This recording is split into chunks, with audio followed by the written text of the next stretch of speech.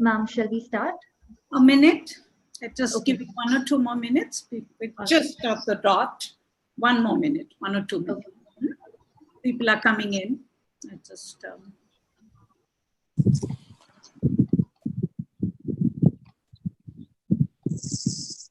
Oh, hi, Ishan. Hi, can you see me? Can you hear me? We can see you, we can hear you, but I hope you're safe, Ishan. I've been very worried. Oh, so, You're not supposed to be exposed to them, okay? Don't take any chances. okay. Yeah. Okay, Nope. I'm serious about that, huh? Yeah. No, We didn't know that they would ask us to climb on top. We thought we would be sitting in the cabin and then shooting. And then we realized, no, we are sitting on top of it while they're doing the machine gun thing. So, I mean, yeah, it was good. Okay, we are recording. but we got good shots. We are recording. So let's.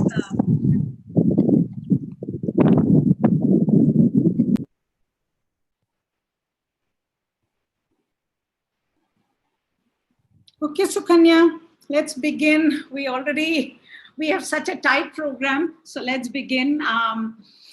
Welcome everybody. I'm Sunita Narayan and I work at the Center for Science and Environment, as all of you may know. And I'm really delighted that so many of you have responded to our invitation and have joined us. I can see the concern that all of us have. I can see that we are extremely worried by what we are seeing around us. And that is why we decided that we must do this webinar. We must understand what is happening in the western part of our country, across Africa, and what is happening in South Asia, in Pakistan, in regions which we don't often hear about. So we want to talk about that today, and I'm really privileged that I have with me an extraordinary group of people to help us to explain all this to you. So let me give you an idea of the program before we begin, and so that you know what's coming. I will give you a short overview. I want to particularly explain to you how we at CSC and Down to Earth are seeing the linkage between the Locust attack and climate change. I will then ask two of my colleagues from Down to Earth, Shagun, who has just come back from Dholpur, and Ishan, who's actually still in the field, to give you short inputs into what's happening on the ground, because it's important to get the voices of farmers and voices from the field to understand the scale of the devastation on the lives of people.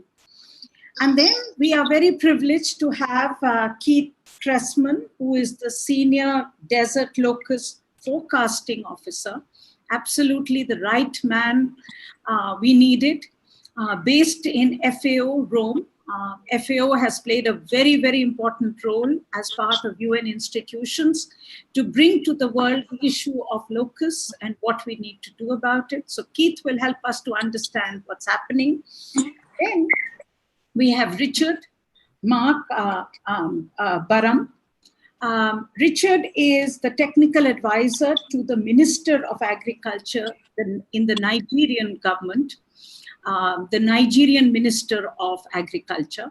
But more than that, he is, in our view, one of the leading experts on agriculture in Africa. So important for us to understand what else we're seeing in Africa as well.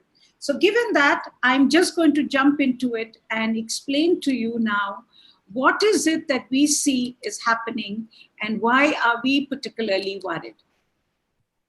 Can everybody see my screen? Sukanya, is it visible? Yes, ma'am, it's clear. Okay, good. So I'm going to discuss locust cyclones in the time of, in this case, particularly locusts in the time of COVID-19, and why the climate change impacts are not going to wait for us. These are clearly unprecedented times. COVID-19 has disrupted economies, destroyed livelihoods. There's massive number of deaths and huge misery in the very poor in our world. Let's be very clear, the lives of the very poor are absolutely shattered, whether in India, whether in different parts of Africa. But in this pandemic, in this health pandemic, when governments have little ability to handle the normal, what we would call the normal life, there is the other global catastrophe which is looming and now showing up, which is climate change. And we need to understand that this is not going to go away. It is going to make our world more vulnerable to shock and to disruption. So why, when we are discussing locusts today, should we bring in climate change? We always hear the following. Every time we discuss this, I get on social media and many other voices, I hear, but why are you talking about climate change? Bushfires have always happened, so why link it to climate change? Floods and droughts have always happened, why link it to climate change? Cyclones, which we discussed, and many of you may have joined the webinar, we did just a week ago, talking about the link of climate change to cyclones. That's always happened. Why link it? And today, why link this huge scourge of locusts to climate change? Let me explain why.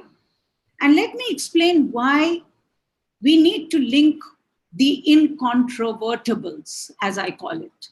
Number one, let's understand the disruption is about changes in temperature on land, on oceans, and a changing variation between the different systems. That is at the root of what we are seeing.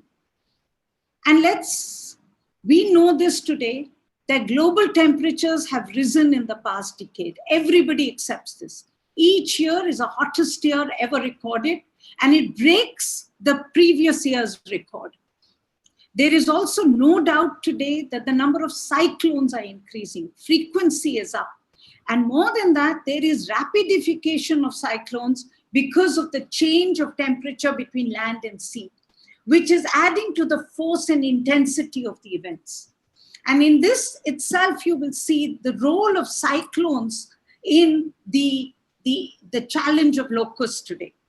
And thirdly, we are also very clear, and there is enough data to show that extreme and variable rain events have increased. And all this therefore adds up to link what we are seeing today. The link between climate change, variable and extreme rain events, cyclone, bushfires, and now locusts. Let's look at locusts, and I don't want to say too much because Keith is really the man who is the expert on this. But as we have understood, locusts are desert creatures that multiply exponentially when conditions are right. It's the word exponential that we need to keep in mind. I mean, we are living in COVID times when we are seeing the virus move exponentially. Well, the locusts also grow exponentially. But what they need is the right conditions. And the right conditions are rain in the desert, which is unexpected, prolonged, so that it creates the right conditions for multiplication, vegetation because of the rain, which gives them food. And remember, these are desert creatures. They're used to scarcity. That means that their natural life would be that they would breed, but they would die because there would be scarcity in food. Now, if there is rain and if there is plentiful vegetation, they will breed and they will grow exponentially. And third, higher temperatures for movement and for growth. So what happened? If you look at this, 2018 is when it all started. You saw unusual weather events in the Arabian Peninsula. Luban cyclone in October 2018. Then you had Mikano in May. And then more recently, Pavan in December 2019. The first two cyclones, Luban and Mikano, actually, as people say, created lakes in the desert. And the locusts found their right breeding opportunity. They just grew exponentially. I mean, what I read from the documents that FAO has put out, they move between the stage of being solitary to gregarious. And they have just therefore multiplied like there is no tomorrow. And in all this, the second then happens is that as they as they grew and as they exploded, they started following what would be their natural journey. But because there were so many of them, they moved one towards East Africa, and then Iran, and then Pakistan, and then India. And so you saw that this movement, this huge movement of these critters happened across, and keep this map in mind because it's important to understand the globalized nature of this movement and how it happened. And then, of course, the third part of the story is that they also found very favorable conditions both in India and in East Africa to help them multiply. In India, we know we had a prolonged monsoon last year. In fact, it's often said that the monsoon last year never retreated. And as a result of it, we had an early monsoon which stayed late, and we had many intense rainfall events. And as a result of it, the locust attacks, which you will remember, started in December in Rajasthan. And in some senses, they never went back because the favorable conditions continued. And that is the same that happened in Africa. And the cyclone Pavan, which happened in December, actually hit the coast of Ethiopia, Somalia, and that then led to also very favorable conditions for them to multiply. And as a result of it, now this is the map that we need to keep in mind. This is the story of the locusts of today.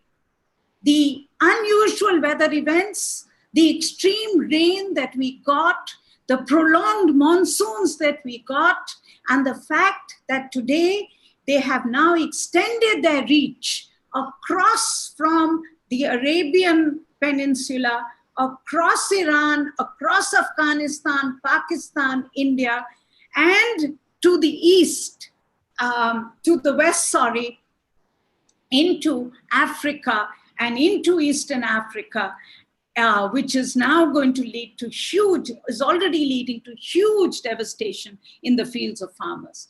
But as I said, my colleagues did one other thing. They plotted extreme rain events with the presence of the locusts, and they find a complete match. But today the locusts are moving, and they have moved up to Madhya Pradesh. There is evidence that they have moved to Maharashtra. We don't know what will be the next movement, where will they go, and that's really what we wanted to discuss further also today. But the last point I want to make is this is where I want to bring you back to COVID, because when we talk about COVID, the coronavirus, we know one thing, that we live in an interdependent world, an extremely interdependent, interconnected world. It's the same when it comes to air pollution. It's the same when it comes to greenhouse gas emissions. And it's the same when it comes to locusts. All these have one thing in common. They do not know national boundaries. They occupy common airsheds. They move between countries and cities. So in this interdependent world, which is interconnected like never before, and what COVID, air pollution, GHG emissions, climate change, and locusts are telling us, we need global regional cooperation. We cannot deal with this crisis without global institutions and global leadership, or regional institutions and regional leadership, or national, which works with cities, which works with states. So we need cooperation. The bottom line is cooperation and building a framework for action. So thank you. And now I will turn to Shagun right away to give us her presentation, and then Ishan. Yes, thank you, ma'am. Hello, everyone. This year, Down to Earth started reporting on locust attacks in January when the attack started in Rajasthan. Locusts, usually, as ma'am also said, they leave India by November, but in 2019, this did not happen as there was rainfall in November too. and the locusts that had come before, they overstayed till January. Even though that time the attack was pretty localized and restricted mostly to Rajasthan, but what we found was that these pests are now going to new geography. They are attacking areas which had not seen an attack like this before, or in a long time, or in such huge numbers, a swarm of 3 kilometer or 5 kilometer. So currently, when the current locust attack started, we started reporting from ground. A DT team is reporting from Rajasthan. My colleague Ishan, who was in Jaipur and Bikaner till yesterday, and he's now in Ganganagar. I was in Dholpur district on Wednesday along with our photographer Vikas, and one of the attacks actually unfolded in front of us. And I'll just briefly share my experience of what I saw on the ground.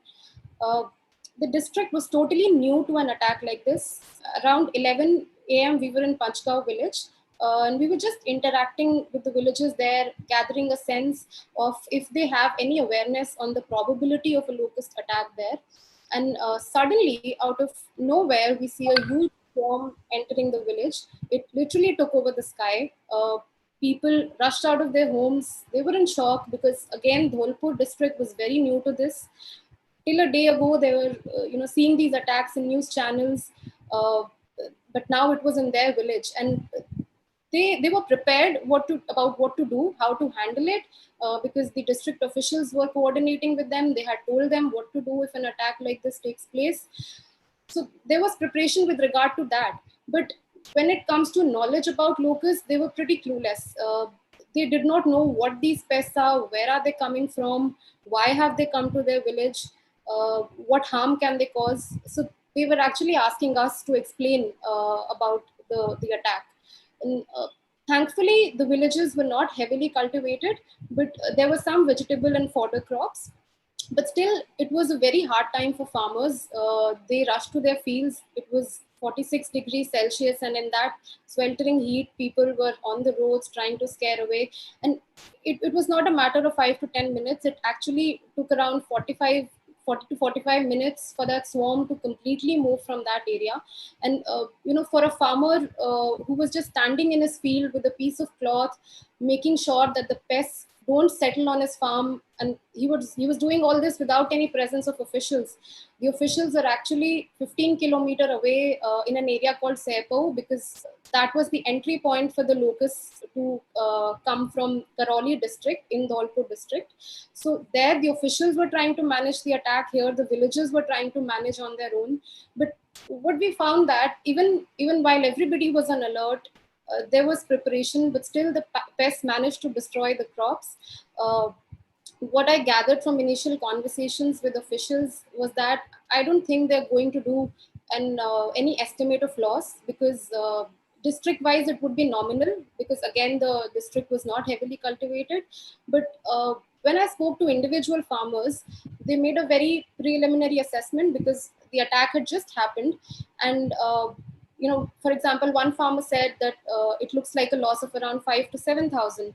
Another farmer said it looks like about 10,000. So for a small or marginal farmer, even that loss is a hard thing to bear, and add to it COVID, and their hardships are only multiplying. And I asked them if they're going to sow the crops again, the crops that were damaged. And they were unsure about it because the sowing period has gone. Even in Bikaner, my colleague Ishan will tell you, the swarms have managed to destroy cotton crops spread over 700 hectares of farmland. Overall, Rajasthan state has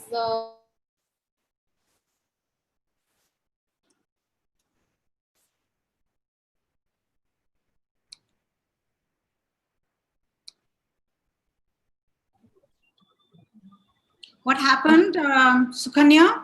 I think Shagun is facing some network coverage. So let's move straight to Ishan. Ishan, are you holding on? Ishan, are you there? Yes, Yeah. yes, I'm still here. Go ahead and explain to us what you're seeing. I'll give you 5 minutes. Okay. 5 So seconds. right now I'm in Ganganagar district. I am in a village called Kanchia, and if you can see behind me, all this area used to be cropped. There was green shoots coming out of the ground, but now they're gone. If you can see, I mean, you can't see on the ground, but there are dead locusts everywhere. So I'll start with how we started the journey. So we started from Jaipur, where in one of the tehsils there was a fumigation operation that was on, and locusts had settled on the trees there. Now in that area, cultivation hasn't started yet, and therefore the officials, the FWO, the LWO, and the district agriculture department officials, they were spraying chemicals there. And it seems, I'm yet to confirm this, but it seems that in cropped areas the chemicals are not being sprayed, but only in areas where the locust is sitting on trees, they're using these chemicals. Now that area it hasn't been a lot of crop destruction because crop, as I said, wasn't sown. But these districts, the districts near the border, Bikaner, Jaisalmer, Nagaur, these are the districts which are facing the brunt of this problem. They are both climate-driven factors which have led to change in agricultural practices, which has led to this. I'll tell you why. So these districts are the first ones to receive the locusts from Pakistan, and the crop cycle right now, they grow cotton, they grow groundnut, but the cropping would have started from May. But this year, after they harvested the crop in mid-April, there was a series of showers, unseasonal rain, which gave moisture, much needed moisture to the ground. And now this area is all dry. There's one or two canals here, and therefore a lot of cotton cultivation happens. But within the cotton cultivation behavior, there are two varieties that the farmers grow. One is the Desi cotton, the other is the BT American cotton. Now, the Desi cotton is more or less like an insurance crop. They sow it here right now towards the end of April or May, and then they harvest the crop in October in batches. So it gives them a steady supply of little income. But the lucrative crop is the American cotton, because A, it fetches a higher price, B, because it's also less labor intensive. And as we know right now, under the conditions of lockdown, the labor is very difficult to get. So as soon as it rained, people saw that as an opportunity to grow American cotton, to get the benefit of the price, and also that labor would not be used. Now these were the crops, these were the American cotton crops that were raided by the locust. Yesterday I was in Chhattargarh district of Bikaner, and that area, and this entire area is around 30-40 kilometers from the border. And the people were telling me that so the locust attack happened there on the 10th of May, and the locust in a span of 2 hours destroyed entire crop of around 200 farmers there. And these guys, they were hoping that this crop would give them something, because they had earlier also faced two cycles of locust crop destruction, back in September and then again in February. And right now for them, there's no other way to just take more money and then start cultivation again. And I was talking to some people, and they said that although we have planted cotton again, Narma as they call it, the American cotton, but they're saying that the temperature now is too high and the crop is not growing. So for them, it's a loss of the investment that they made in the field, and also a loss of the price they would have gotten for that cotton. And because of this, I mean, there are people who have not been able to pay their loans, people who have not been able to pay the school fees of their children. The schools are sending them messages again and again, warning them to pay the fees, but they have not been able to do that. And here again in Ganganagar also the situation is similar. Again, untimely rainfall leads to cultivation, leads to locusts coming here and destroying. In fact, one of the major swarm that came to Chhattargarh yesterday is the one that has flown all the way to Gwalior. And these people are not really willing to spray chemicals on their farms, because they're saying that if we spray these chemicals, the farm is gone. We can't grow anything anymore. So, and that is also the reason that when the swarms leave from here, they are slightly bigger. And as in when they are interrupted by the official sprayed chemicals on, the size of the swarm keeps decreasing. So this is the situation that I'm seeing on the ground right now. Obviously, there are a lot more nuances to this, and I'll bring them to you as and when I get them, as I explore this territory. So, thank you.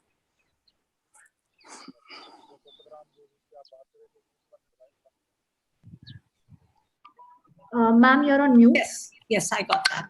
So, Ishan, thank you, and stay safe, stay well, and please don't get exposed to pesticide. Shagun, please forgive me, but I'm going to have to move on right now, because we are really short of time and too many questions. So just hold on. I think people have got a very good sense from you and Ishan of the situation on the ground. Keith, can I now invite you to make your presentation We have a lot of questions, so I want to be able to move to, and many of them are addressed to you. So. Okay. Thank you very much. Let me very, very quickly then. Sorry, we'll just start here. Okay, as was previously presented, then you know, the situation has been developing over the last 2 years as a result of a number of cyclones in other regions of the world that then have brought the locusts to India, starting last summer from the spring breeding areas of Iran and Pakistan, as you can see in the green shaded areas. And this is very normal behavior for the locusts. It's just that last year, there was very good breeding in India and in Iran and Pakistan, and that gave rise to a number of waves of invasions to Rajasthan in India at the beginning of the summer and early parts of the summer. And as was mentioned, that monsoon was protracted. It was much longer than usual, so it allowed a further increase of locusts, much more than is normal. And at the end of the monsoon period, usually before the end of the year, those locusts, they head back west to Pakistan and Iran. What happened, of course, was something a bit different. There were still locusts in Rajasthan early this year. So temperatures were low. They could not move all the way back to Pakistan and Iran to those spring breeding areas. Many of them got stuck in parts of Rajasthan, in parts of Punjab, and mainly in the Indus Valley in Pakistan.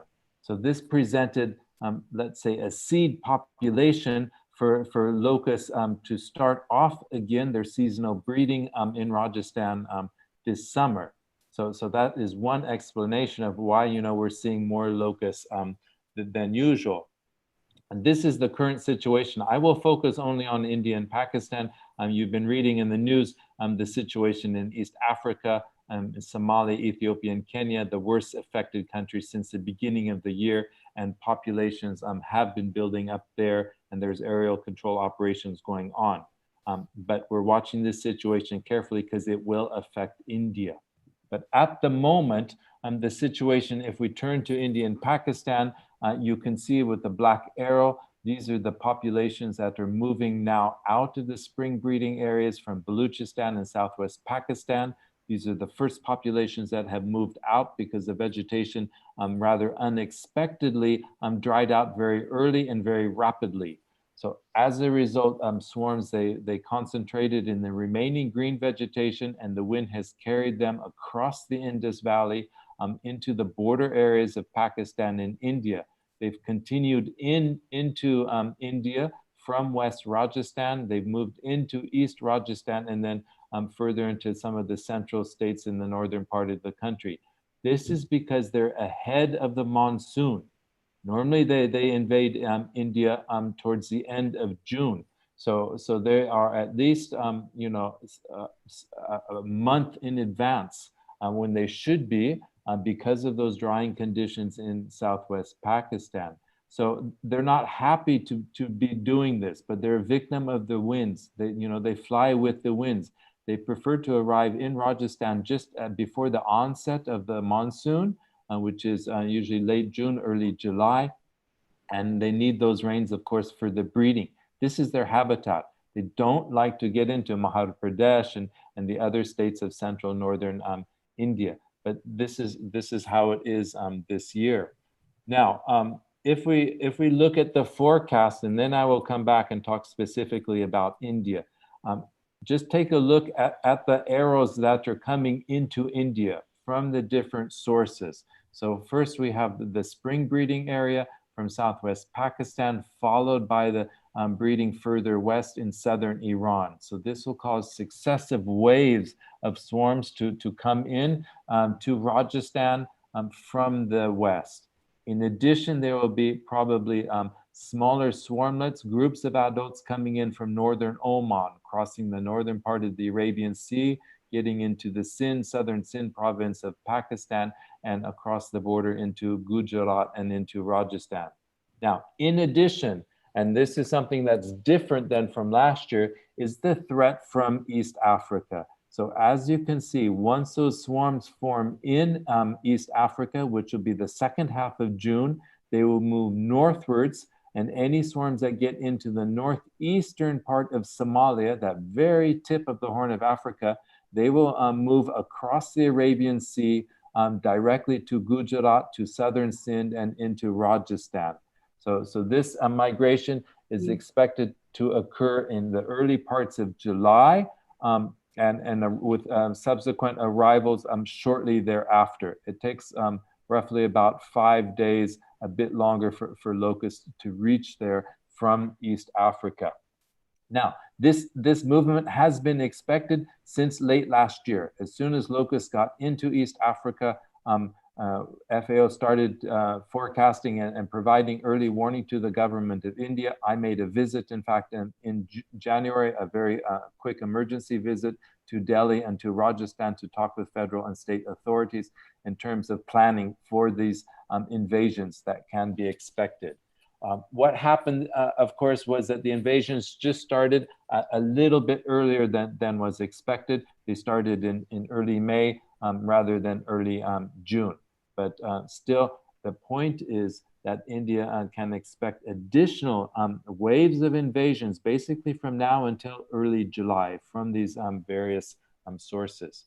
If we turn to India itself, so what is going on now? And let me try to explain that, because the point is not to panic, not to cause alarm. And India is not going to be flooded by desert locusts in all of its states. The desert locusts mainly want to stay in the desert. They're not happy with being in these non-desert areas of Madhya Pradesh, Maharashtra, perhaps in parts of Uttar Pradesh, and maybe as far east as Bihar and Orissa. They don't want to be in these areas. This is not their habitat. There's no suitable habitats for breeding.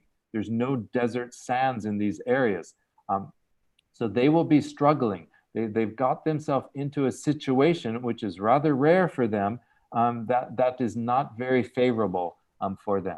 So basically, they're in survival mode at the moment. They're waiting for the onset of those monsoon rains to reach Rajasthan. And the current predictions, of course, from the Indian Meteorological Service is that those rains should start in Rajasthan 1 week earlier than normal, which is good news for the desert locusts. The monsoon rains are supposed to be average this year, which is perfectly fine for the locusts, slightly above average in Rajasthan. Of course, these predictions will be updated over time. But if we based on those predictions, and knowing that the locusts are already now in some of the central northern states of the country, they will just be, as I said, in a holding pattern, waiting for those monsoon rains. And so what that means is that they will be shifting back and forth, mainly in an east-west direction with the wind. Locusts only fly with the wind. They can't fly against the wind like birds. And as you know, before the arrival of the monsoon rains, the winds are very variable. They change from day to day. But the prevailing winds are mainly in an east-west, west-east direction. It's rare to have north-south winds for a number of reasons. So in this case, southern India should be protected. They should not be invaded by desert locust swarms, because they would have to fly against the winds, and they can't do that. We're not expecting that there will be huge numbers of swarms coming into the central northern states of India. These early arrivals that came in now in the past few weeks, this was associated mainly with very, very strong westerly and northwesterly winds associated with the first cyclone of the season that came in off the Bay of Bengal recently. So that is one of the explanations of why those locusts are where they are now. But still, the majority of the locusts are in Rajasthan, and this is where they're trying to stay. Once those the monsoon rains reach Rajasthan, those locusts will also follow those rains back into Rajasthan. So most of those populations that you see now, or that you may see in the coming weeks of June in Madhya Pradesh and Maharashtra and perhaps other central northern states, they will return back to Rajasthan for breeding in the desert, where they want to be. Now, in the meantime, of course, the Locust Warning Organization, the federal body that is responsible for locust control in India, along with the state governments, are working together to track down all of those swarms and groups of adults that have entered so far and to treat them. And so they are doing that. But locust control is very challenging.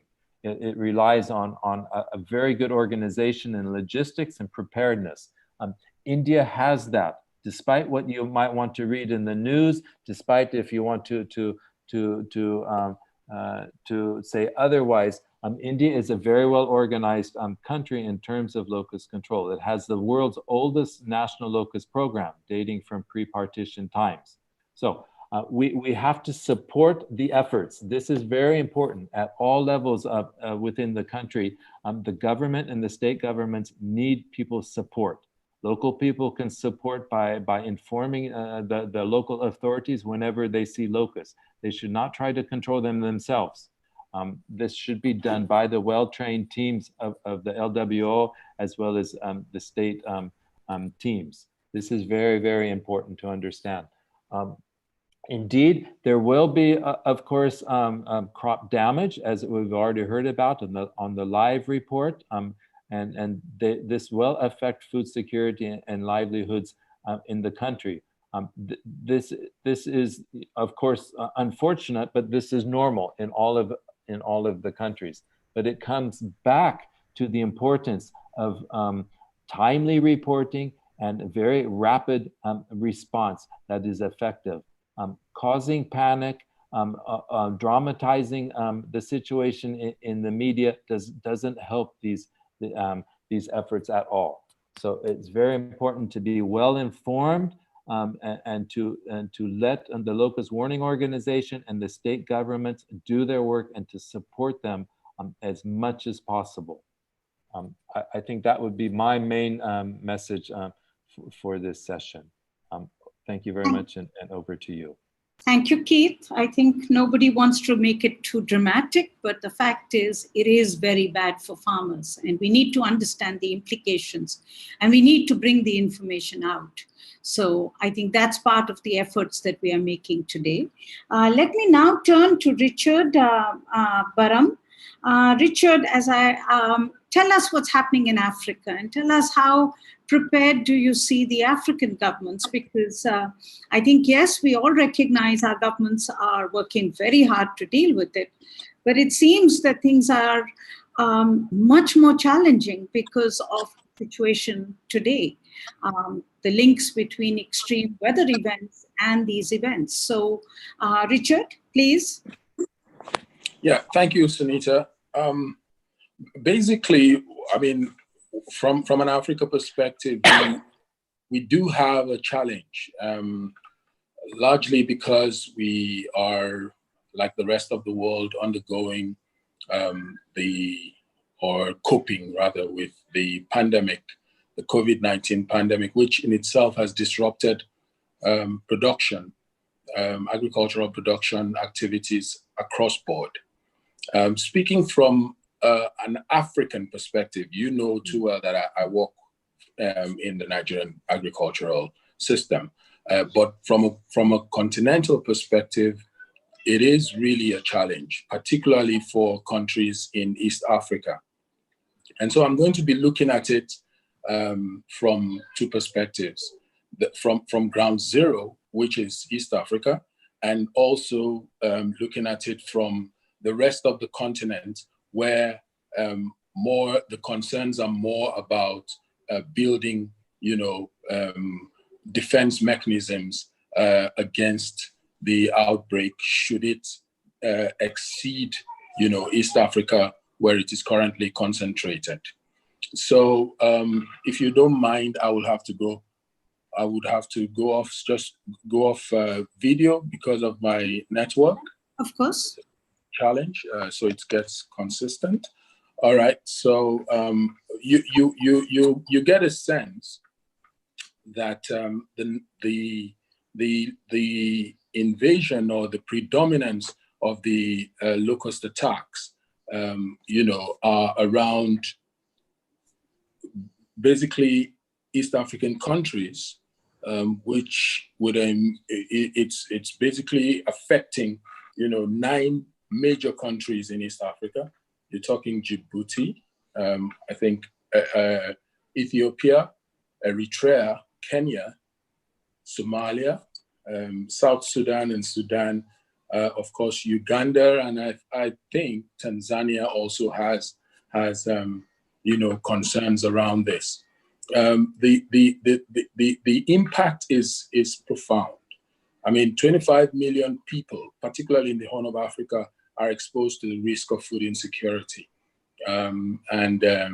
it's affecting livelihoods.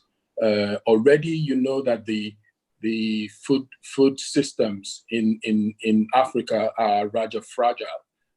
So when you now compound it with a biological or pest insect attack, you now have more of an overkill.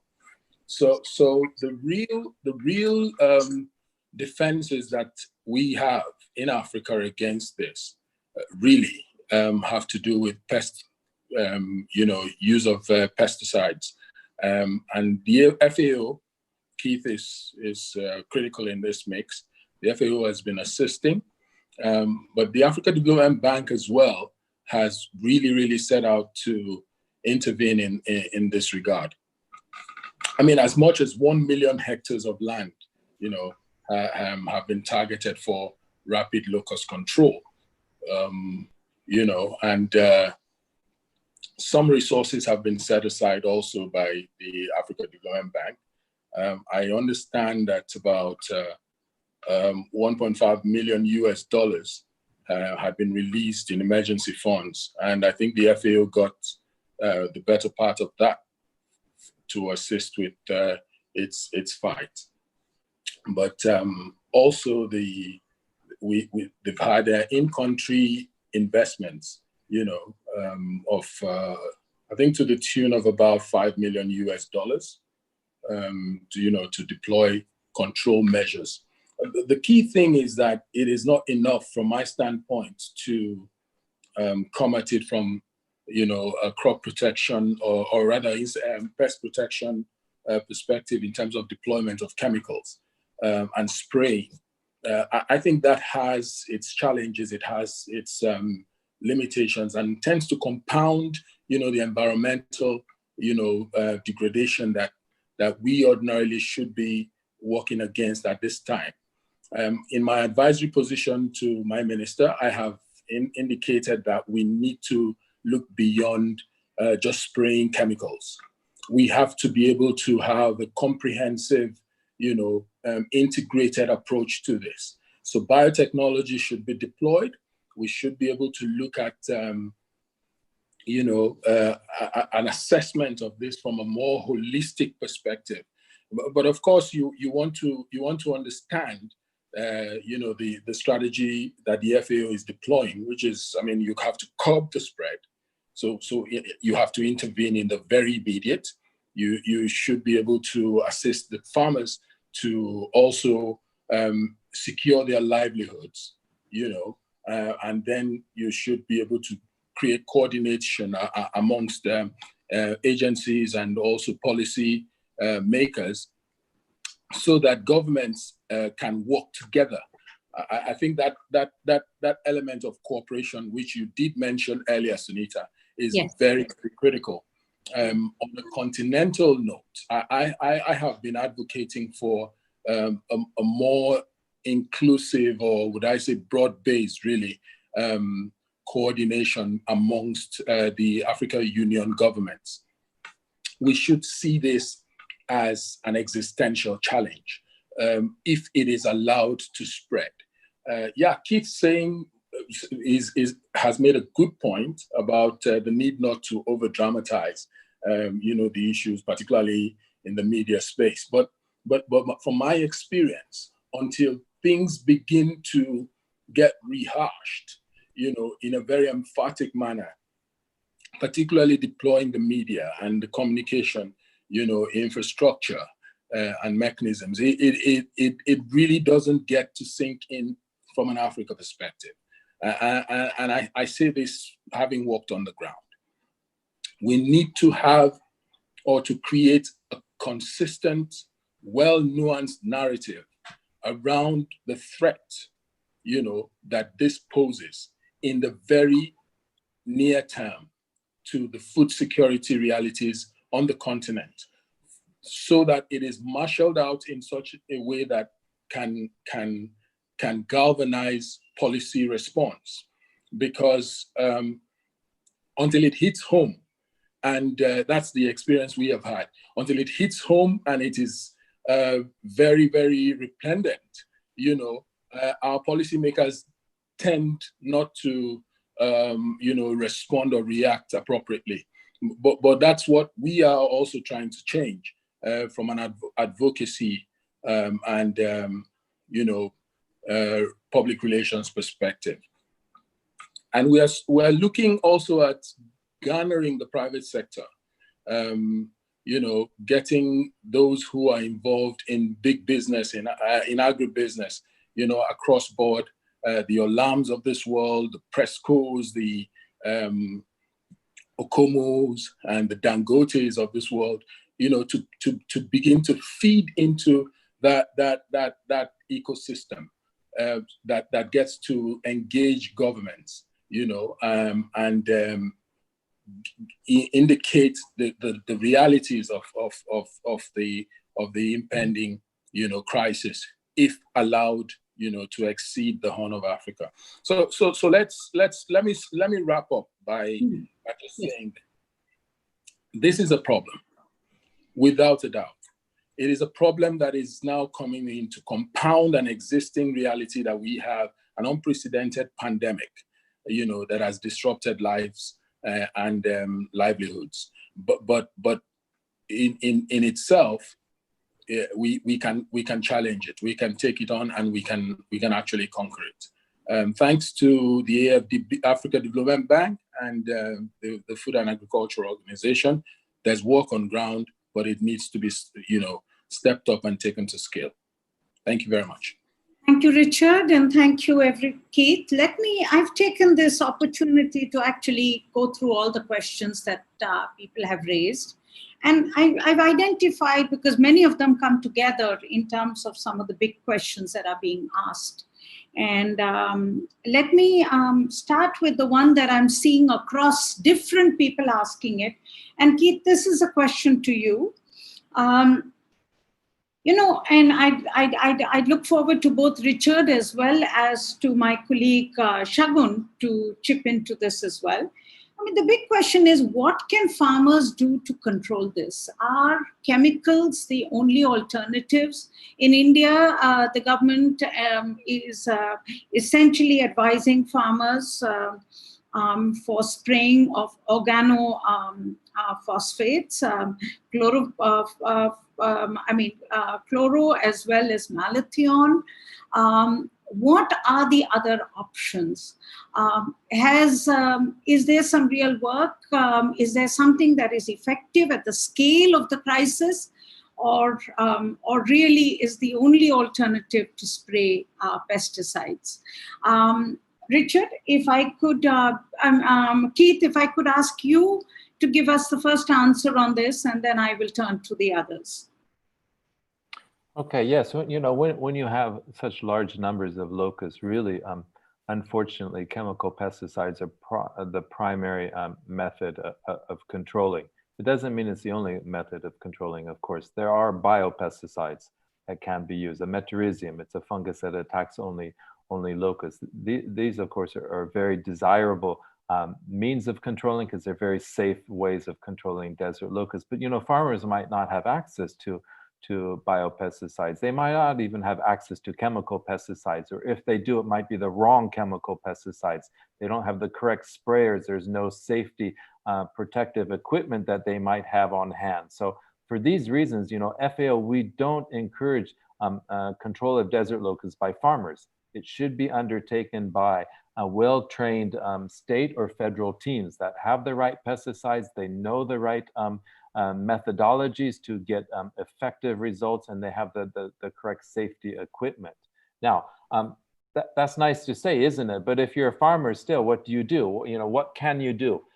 First of all, desert locusts normally don't lay eggs in farmers' fields. They like undisturbed areas, so outside of the fields. So when those eggs hatch, you have the hoppers, and they quickly form the hopper bands, and they start marching. Now, obviously, a farmer doesn't want those hopper bands to get into his or her field. So she or he can dig a trench around the field. Now, this sounds, you know, horribly barbaric, but it works. You can dig a trench. It's very labor intensive, of course, but it prevents those hoppers to get into the fields. They fall into the trench, and then you simply bury them. So it's kind of the, you know, the old way that the Romans used to protect their towns with the moats.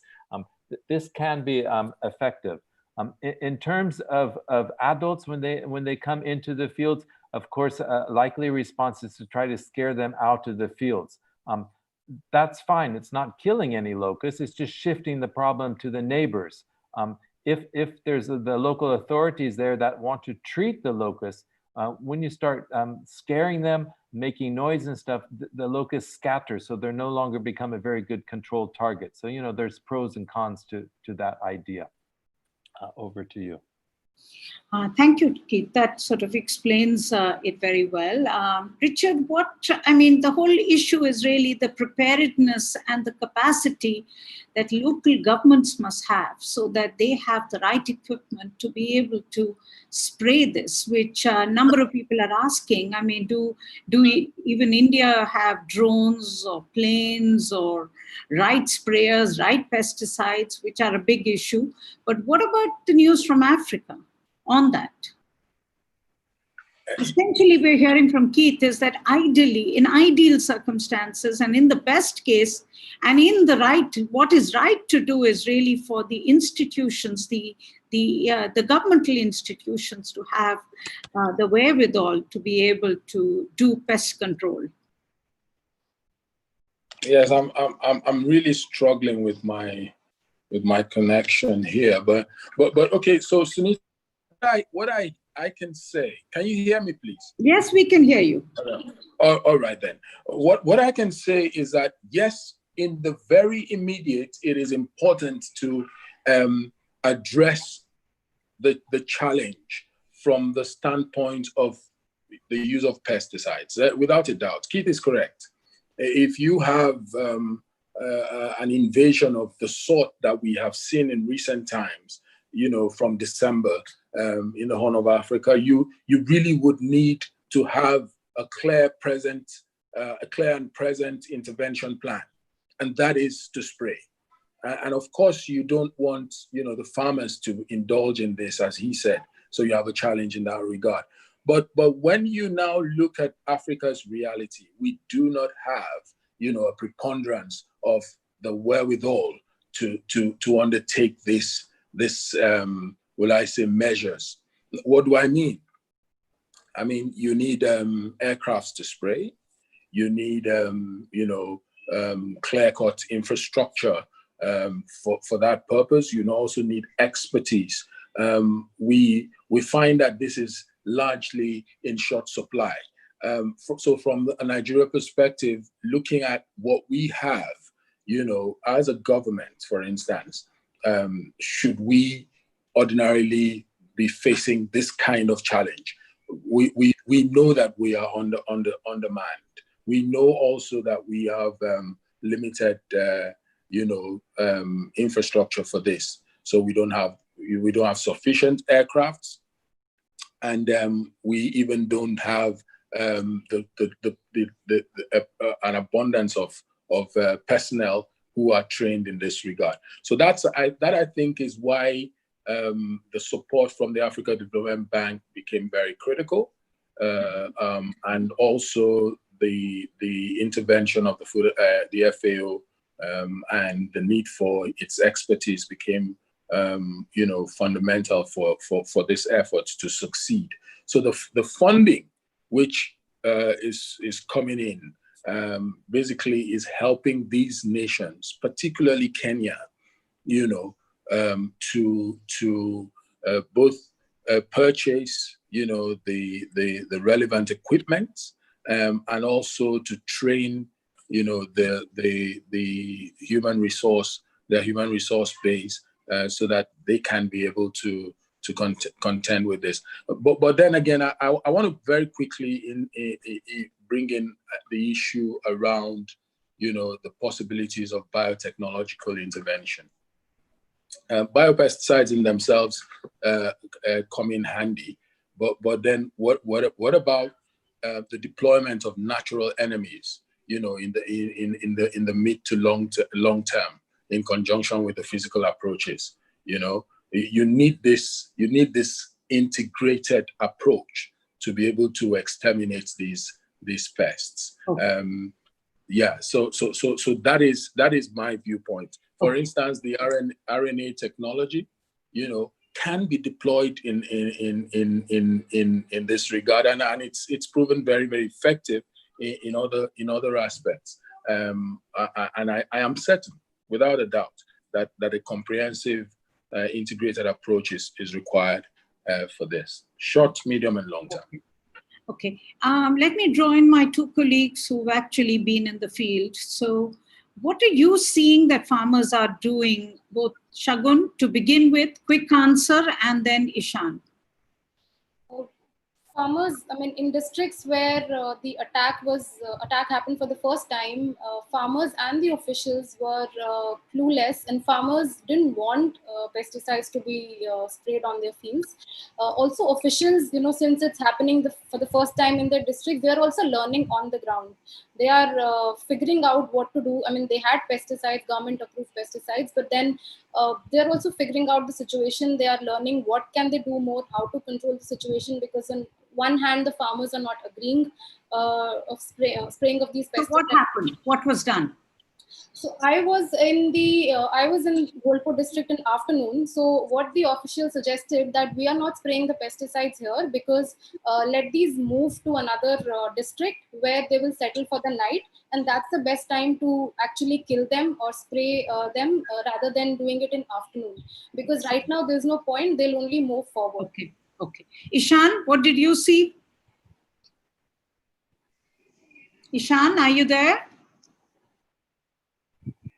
So, okay, I've lost Ishan, but I think that answers people a lot, that clearly it is pesticide. There are other options, but ideally the best is for the state agencies to deploy this and to do it as safely as possible.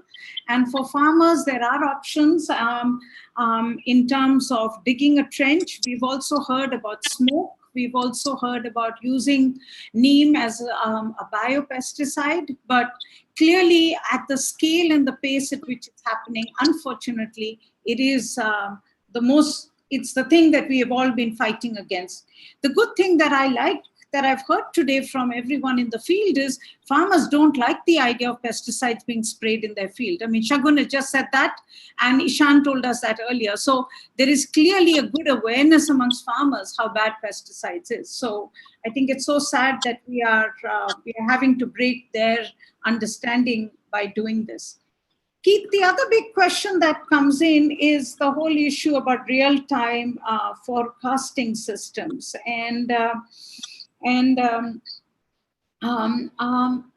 You talked about that, and people have asked about it as well. And of course, Richard, to you, the whole coordination that is required between different parts of Africa and different institutions. So can I get both of you to discuss both the issue of preparedness, the forecasting, and in this, Keith, a question that has also been asked is, what happens when the locusts return back to Rajasthan in the monsoon? You talked about that, but and you also talked about the possibility of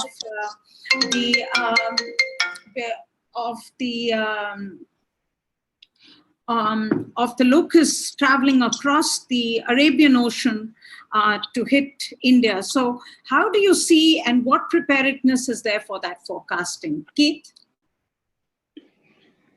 Thank you very much. Let me just share my screen here and show you. First, let's talk about a little bit the tools for forecasting. So forecasting requires information from the ground. And in order to get information from the ground to the people who need it for decision making and forecasting, there are a number of tools that are available today.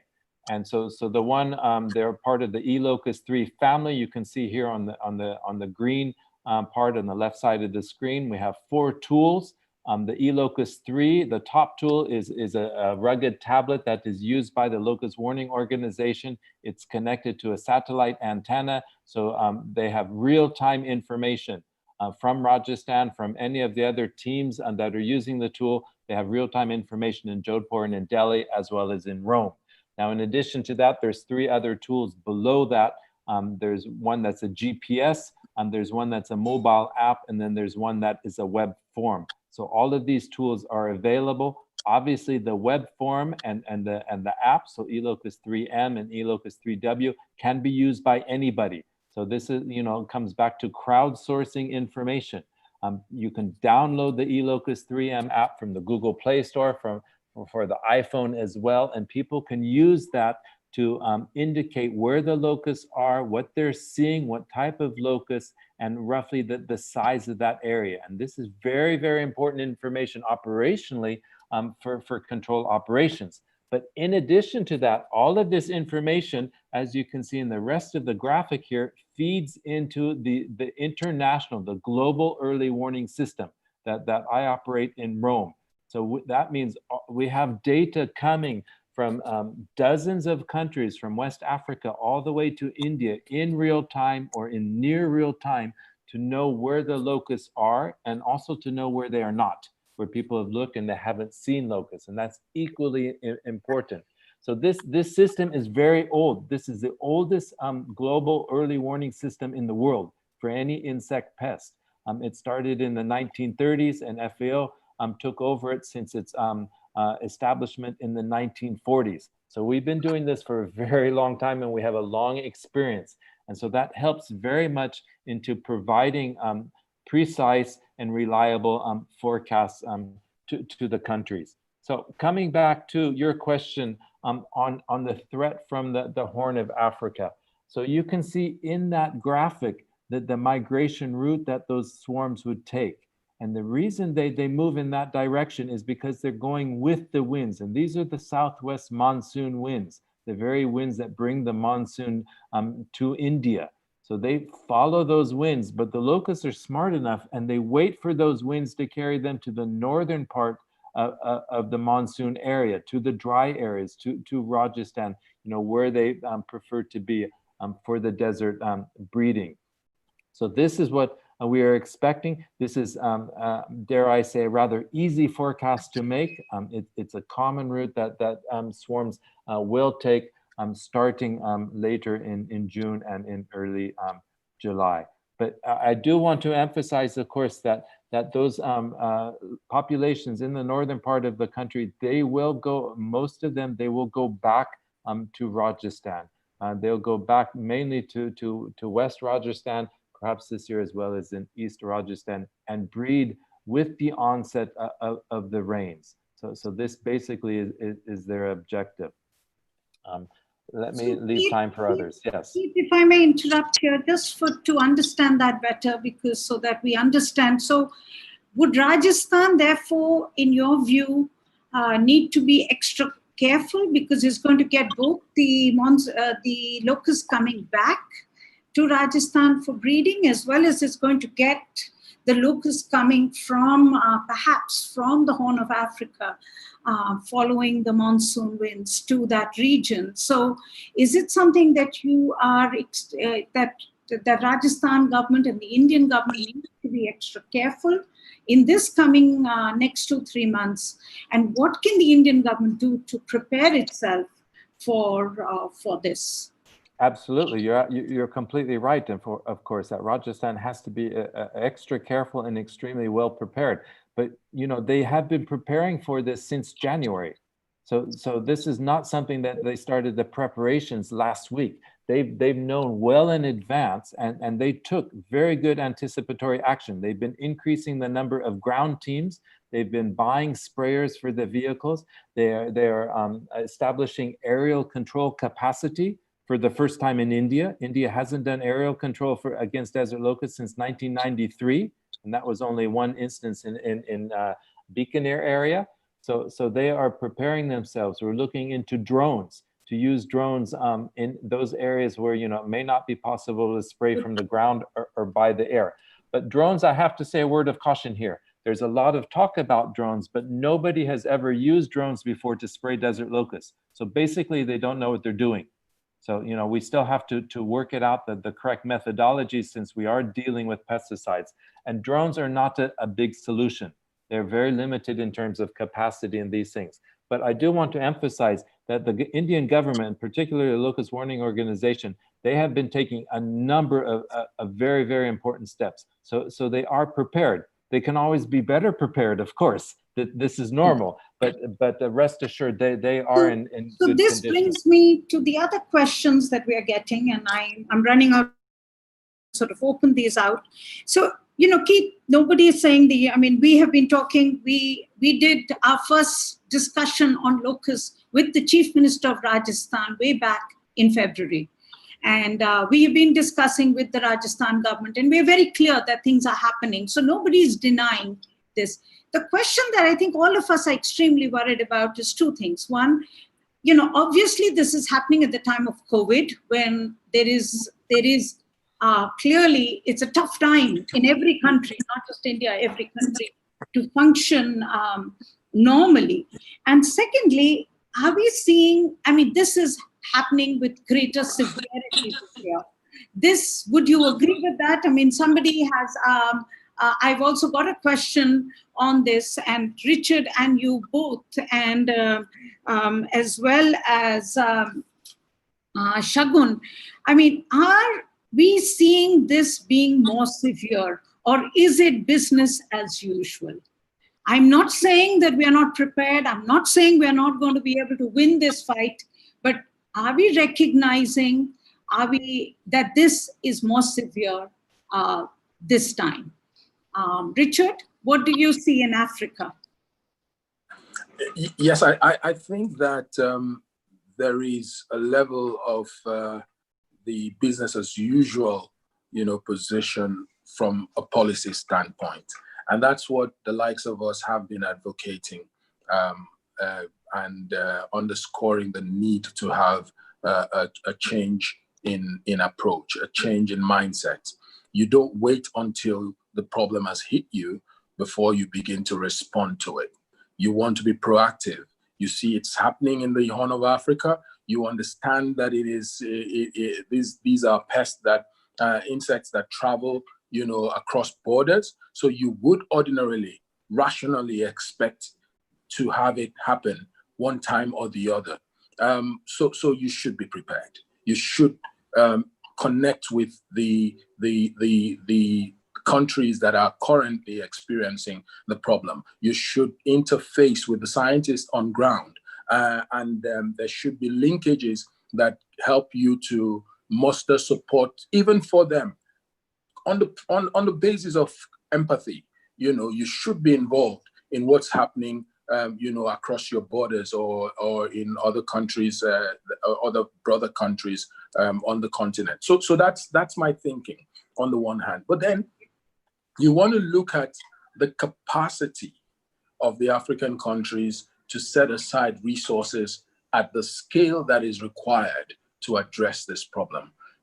It is clear that African countries are in themselves struggling from a budgetary perspective, and they will be limited, in their capacity to respond to this. Juxtapose that with the realities we have at present around the pandemic. I keep underscoring that because from my standpoint,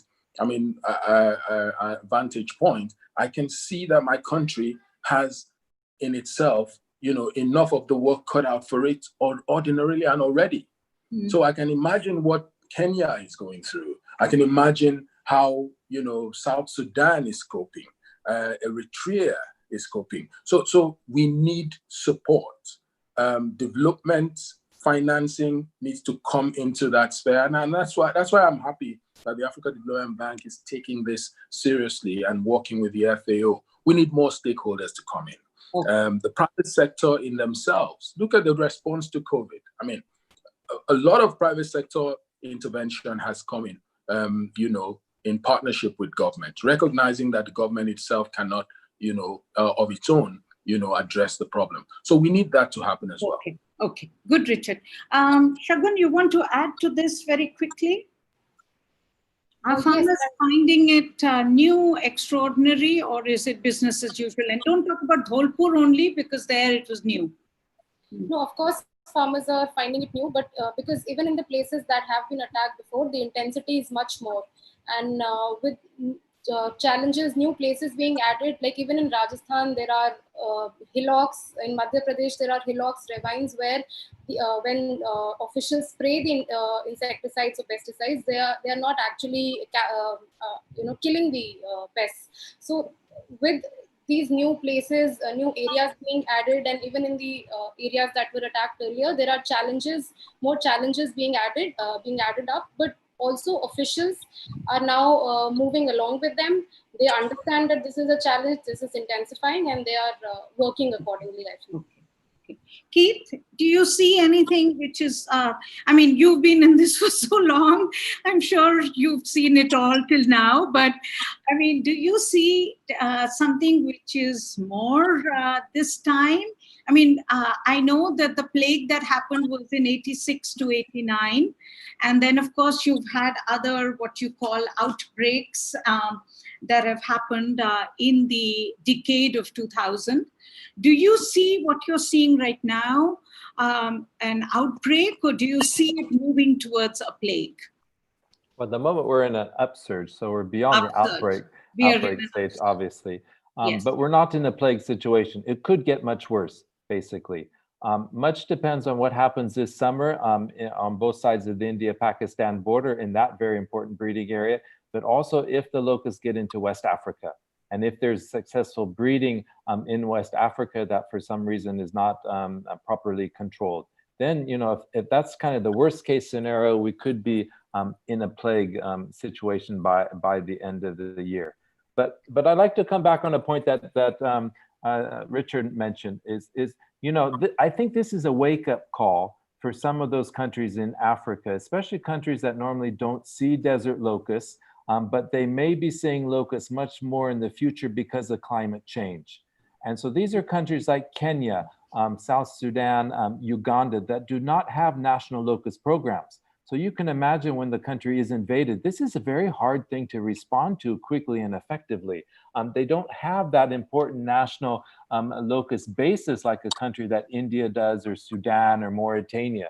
So I think now that the governments are starting to, wake up and realize, combined with climate change, they need to put something into place. They need to establish something that can respond quickly to locust invasions, but something also that can last for years and years of locust absence. And so this is an enormous challenge to consider. Good. Okay, Keith, one last question to you, which I've had one of our journalist friends sort of break line and ask me to ask you, what will happen if it comes to Delhi? Well, is there an urban, do locusts live in urban areas? Yesterday we heard the news in Delhi. And, we are hearing yesterday we had the Delhi government. No, let's be serious. The Delhi government did put out yesterday and told us that we should all be prepared for the locusts coming in. And I have been preparing. I've got neem biopesticide to protect the plants. And, I told everybody, wake me up at night if they come, because I'll come out and spray biopesticide on them. So we are all pretty petrified. So, Keith, what will happen? What have you seen for urban areas for these reasons? Locusts don't like urban areas. They will simply overfly the urban areas. They'll make enough of a bother to scare people. People run inside or whatever. They'll be afraid of them. They don't attack humans, of course. There's not much to eat in urban areas. They're not good at eating cement and concrete.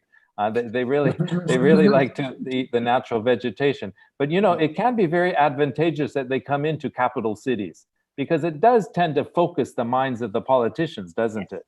Yes, very true. absolutely. And so, there's always, a good side to things. That's true. Absolutely, I agree with that. Okay, I need Sunita, to can I just quickly yes, add? please, Richard. I was Can I- going to can I turn just to you quickly- right now. Yes, please. Yes, I could just quickly add that I understand that the World Bank is mobilizing about 500 million USD as a support package for this. And also the Africa Development Bank is looking to come in with about 100 million USD. So this is, for me, like Keith said, an opportunity, an entry point where we need to commence sensitization. Maybe not the radical kind of sensitization on the pages of newspapers, but we need to begin to herd government officials, policymakers into the room and get to give them the numbers in their faces. All right. And then speak to them about the existential nature of this challenge. It might not be, let me put it this way. It is them today. It is the Horn of Africa today. It could well be West Africa tomorrow. All right. And that really needs to sink in. Yeah. Thank you. Well said, Richard. And Shagun, any quick word you want to leave us with before I wrap up? No? Okay. So firstly, a word of apology to everybody. There are 256 questions. Now, there is no way I could have done justice to it. So please forgive me. But Richard and Keith, this does tell me that there is a massive reason for us to do more outreach on this issue. There is massive interest. And if you look at the questions that we have got, they're very serious, very important questions. People want to know more.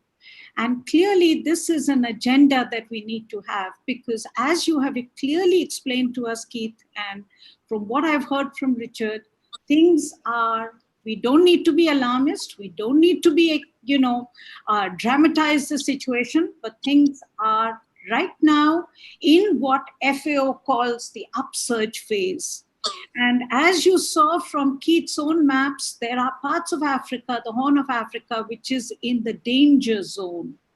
And there is a possibility where this upsurge could perhaps, and I'm not predicting this, could be declared a plague by the end of the year, as Keith has said. They are watching the situation very carefully.